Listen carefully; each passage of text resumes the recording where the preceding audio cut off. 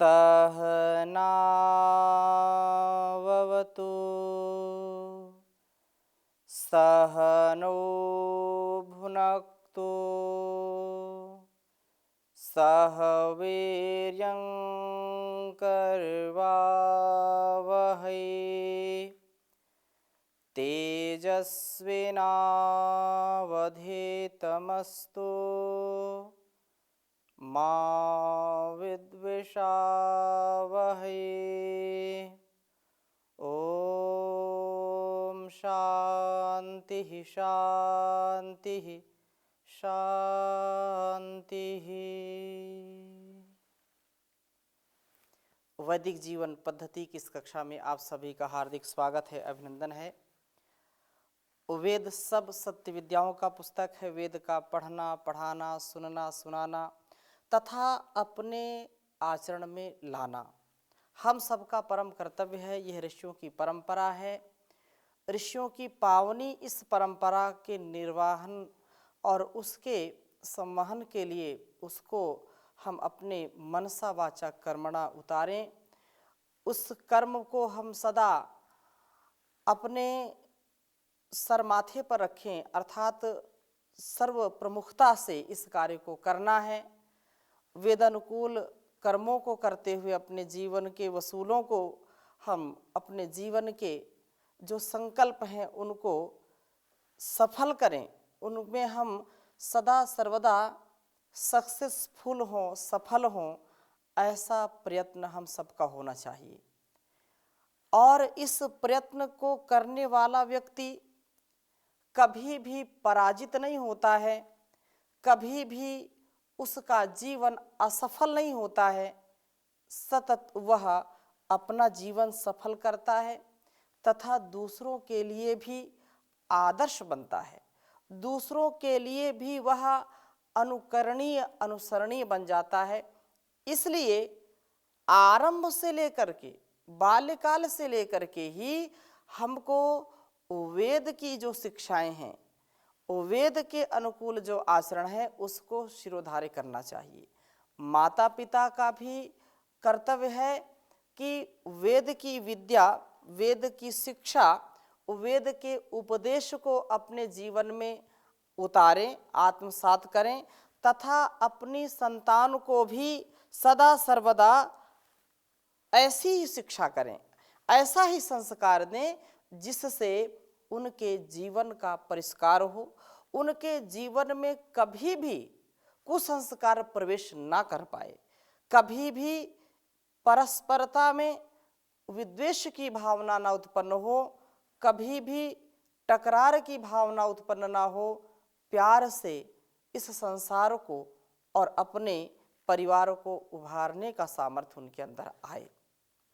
बहुत ही सुंदर चर्चा चल रही है। हम ऋग्वेद के प्रथम मंडल के सूक्तों का स्वाध्याय कर रहे हैं। आज हम 126वें सूक्त के 5वें मंत्र को आपके समक्ष रखेंगे और बहुत ही सुंदर चर्चा की है कि प्रथम जो आश्रम है उसकी तपस्या बहुत महनीय है। वेद मंत्र मैंने लिख दिया है। कहा है ओम प्रतिमा ददेव स्त्रीन युक्ताम अष्टावरिधाय सोगाः सुबंधवो ये विश्या इव व्रा अनस्वन्तः स्रव ऐषन्त पज्राः। ओम पूर्वामनु प्रतिमा ददे वस्त्रीन युक्ताम अष्टावरिधाय सोगाः सुबंधवो ये विश्या इव व्रा अनस्वन्तः स्रव ऐषन्त पज्राः। वेद मंत्र पर ध्यान देंगे। बहुत सुंदर चर्चा है विद्यार्थियों के लिए। बाल्यकाल से ही हमारा निर्माण होना आरंभ हो जाता है। निर्माण तो हमारा गर्भ से ही होता है, परंतु विशेष जो स्थूल व्यवहार है, जो इस संसार के प्रति हमारा कर्तव्य है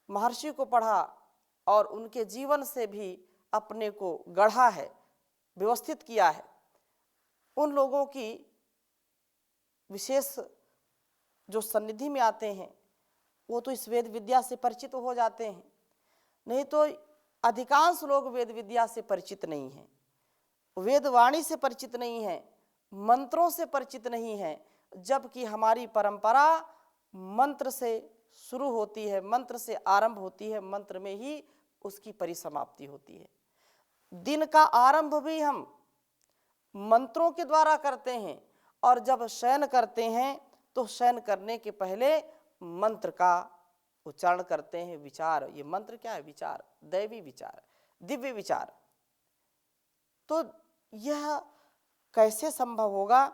तो ये बात कही है कि 3 चरणों में यह जो प्रत्येक के 8 चरण 8 अक्षरों से युक्त हैं, अथवा जो 3 प्रकृति, जीव, परमात्मा, तीनों का जो प्रतिपादन करती है, ईश्वर, जीव और प्रकृति, इन तीनों के स्वरूप को जो ठीक ठीक समझता है, इन तीनों के स्वरूप को जो कभी भी भ्रांति में स्थिति में नहीं देखता है, तो वह तीनों रूपों का प्रतिपादन करती है।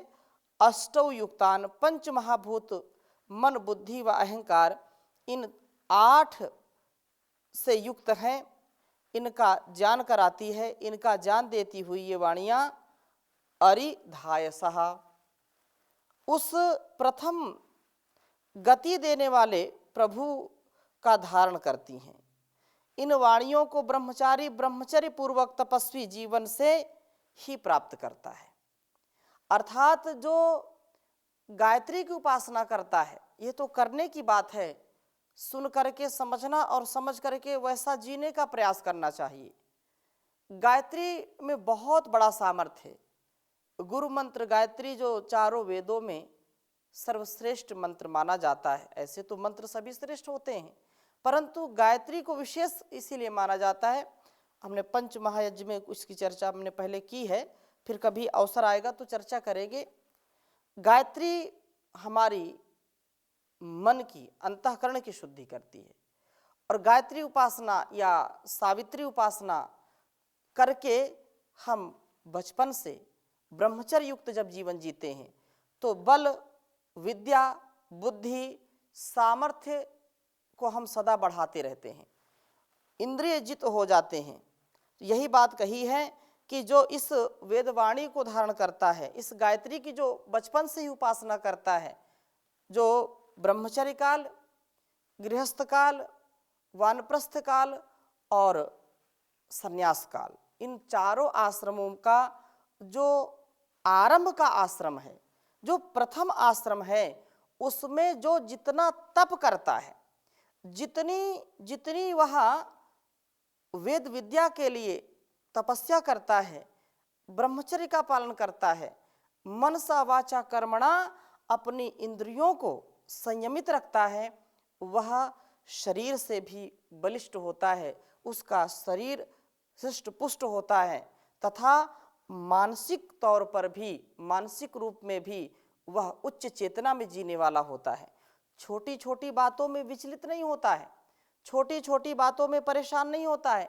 आजकल की स्थिति ऐसी है, छोटे छोटे बच्चों से भी आप पूछेंगे, कुछ पूछना चाहें, यदि थोड़ी सी भी नाराजगी है तो तुरंत बच्चा बोलता है, मेरे से बात मत करो, मेरा मूड ऑफ है, मेरा मूड खराब है, मैं टेंशन में हूँ। छोटे छोटे बच्चों को पता नहीं कौन सी टेंशन और कौन सा यह पाठ पढ़ लिया, छोटी अवस्था में ही मूड ऑफ हो जाता है। तो संसार कैसे चलेगा? हम स्वयं जिम्मेदार होते हैं। अपने बच्चों को, अपने संतानों को हम यह शब्द कभी उनके सामने न कहें और न कभी वैसा जिएं। असीम सामर्थ्य है इस मानव तन में, मानव मन में असीम सामर्थ्य है। जितना जितना आत्मबल बढ़ेगा, शरीर बल भी उतना बढ़ेगा।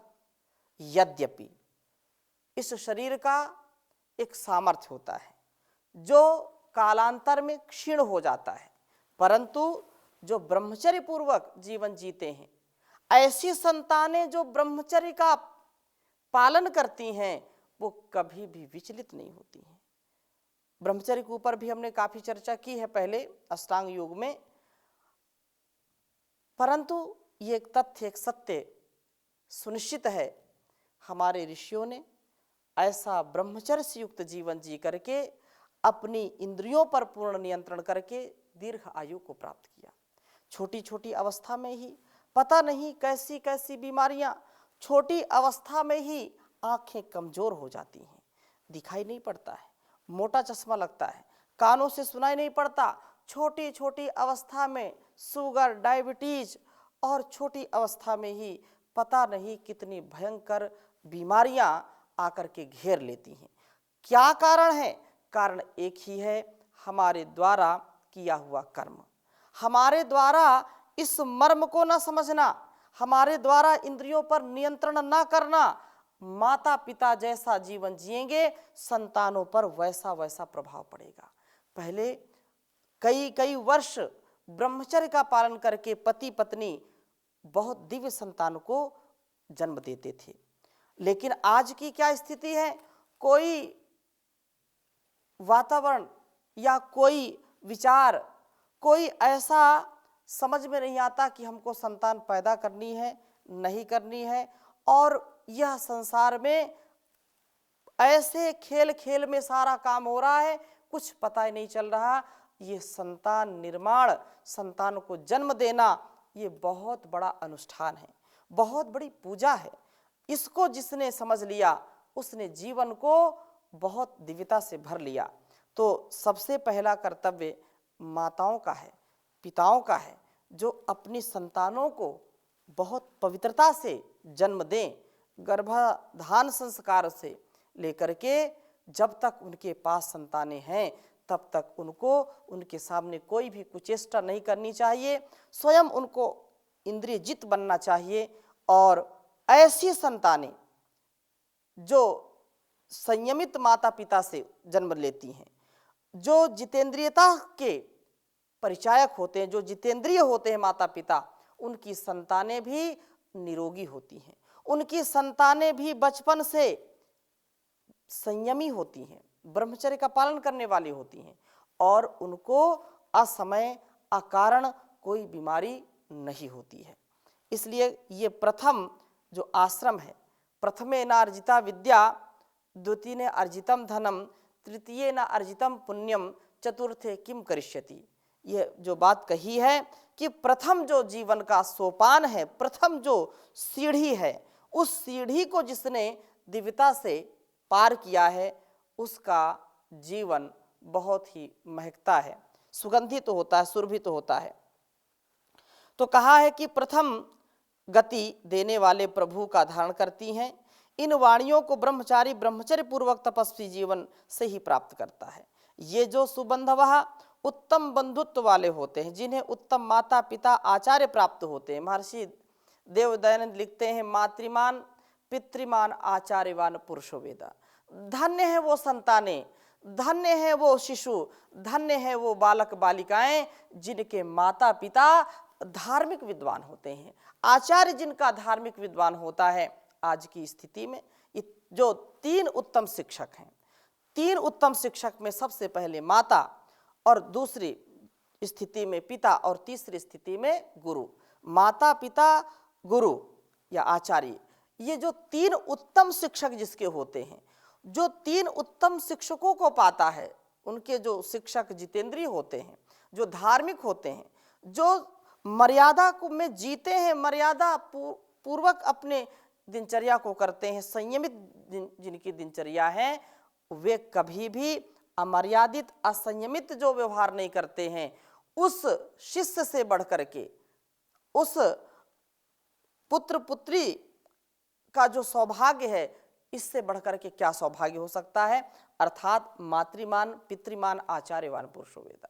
जिसके माता पिता गुरु आचार्य धार्मिक विद्वान हैं, आचरण में श्रेष्ठ हैं, जिनके माता पिता उच्च चेतना में जीते हैं, वे संतानें सबसे बड़ी सौभाग्यशाली होती हैं। और ऐसा सौभाग्य जिनको प्राप्त होता है उनके जीवन में कभी भी दुर्भाग्य नहीं आता है। इसलिए कहा कि ये उत्तम आचरण वाले होते हैं, आचार्य को पाते हैं। विश्याह इव, जो प्रजाओं का हित करने वाले से हैं, जिनकी सब क्रियाएं लोक हित के लिए होती हैं।